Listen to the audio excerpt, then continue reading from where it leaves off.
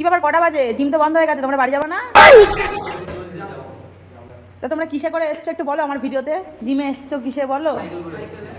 এসছো নগেন্দ্রনগর থেকে এসছো? তোমাদের কতক্ষণ লাগে বাড়ি থেকে এখানে আসতে?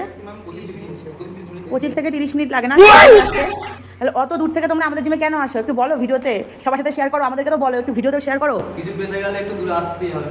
আচ্ছা, আর পরিবেশটা খুব ভালো। পরিবেশটা খুব ভালো, ভালো লাগে। আর কি তুমি কি বলবে? ভালো লাগে।